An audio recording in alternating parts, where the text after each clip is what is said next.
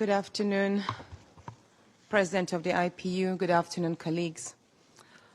I come with a heavy heart from Nigeria, but first I'd like to apologize to Honorable Kafila Ogbara.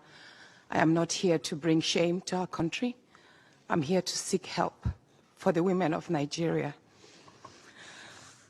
Again, my name is Senator Natasha A. Uduaghan. 5 days ago, on the 6th of March 2025, I was suspended. As a senator, I was suspended illegally because I submitted a petition of sexual harassment against the President of the Nigerian Senate, Senator Godswill Akpabio.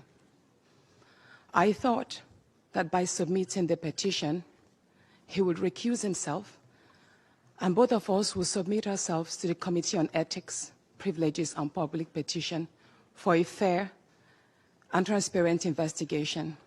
But unfortunately, I was silenced and I was suspended.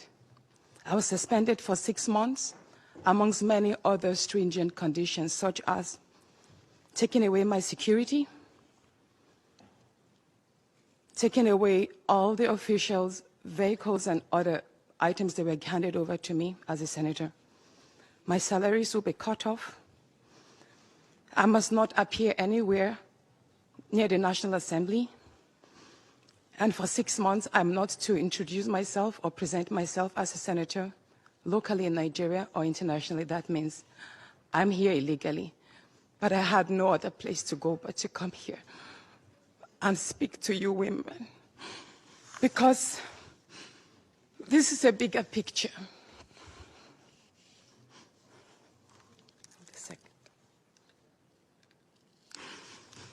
This is a bigger picture. It depicts the crisis of women political representation.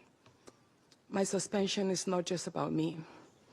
It's about the systemic exclusion of women from political leadership in Nigeria.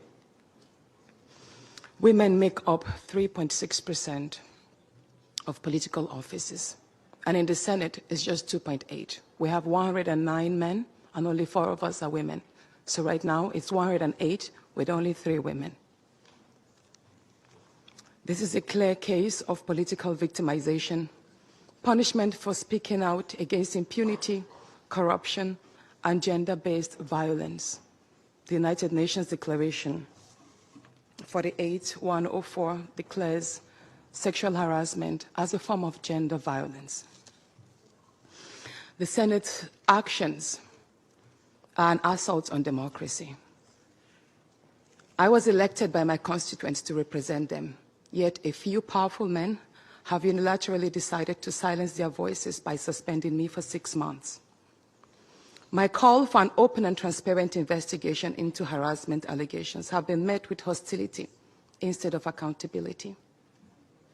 If a female senator can be treated this way in the full view of the world, imagine what ordinary Nigerian women will go through every day in workplaces, in universities, and other aspects of our society. A culture of harassment and silencing must end. And this is not just a Nigerian issue. It's a global one. Women in politics, media, and businesses face threats, intimidation, and violence for simply demanding fairness.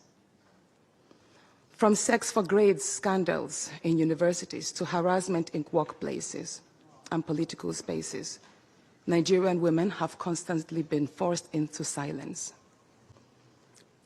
We need stronger legal protections and a zero culture tolerance for gender-based discrimination and intimidation. My call to the international community is such that the world must not stay silent as democracy and women's rights are rolled back in Nigeria. I call on human rights organizations, women movements, and democratic institutions to hold the Nigerian Senate accountable. Nigeria needs global partners to push for women's political inclusion, safety, and protection from political harassment. You may ask, what are my next steps? I will resist the political intimidation. In the past few days, a number of my colleagues, my male colleagues, have reached out to me and said, Natasha, All you need to do is apologize and retract your statements. And I told them I am not going to apologize. I will not apologize for my truth.